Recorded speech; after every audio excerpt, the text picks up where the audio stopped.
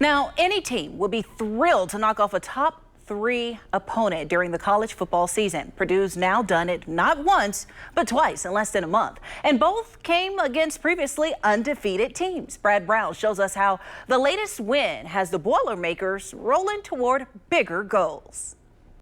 That they stormed the field Saturday night at Ross-Ade Stadium is no surprise. You get to do that when you beat an 8-0 third-ranked opponent. But the frequency with which Purdue keeps getting these type of victories is a bit astonishing. We have an aggressive approach, an aggressive style that can sometimes look really good and sometimes not. And I think we're willing to take some chances against really good opponents that maybe others aren't. The win over Michigan State comes just 3 weeks after Purdue knocked off then second-ranked Iowa in Iowa City.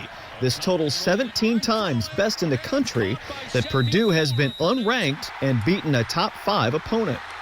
It helps your team compete against really good teams when maybe one side isn't doing quite as good as the other, but you have solid units across the board. The threads between both games are common. Purdue's defense stepped up in a big way. They held Iowa to just a single touchdown.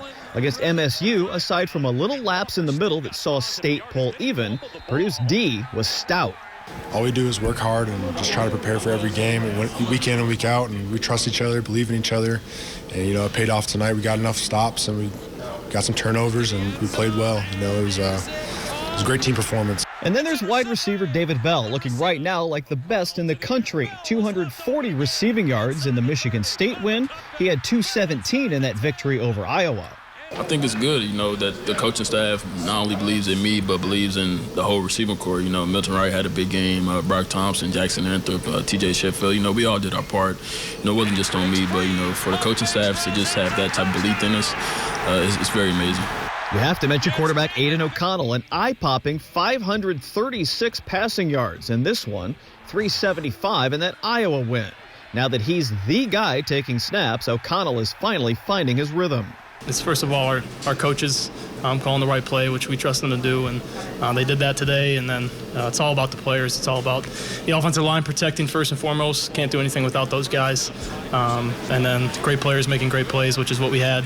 Could there be another one in Purdue's tank? You can watch it unfold here on WRTV. Purdue at Ohio State. The Buckeyes are trying to stay in the hunt for the college football playoff.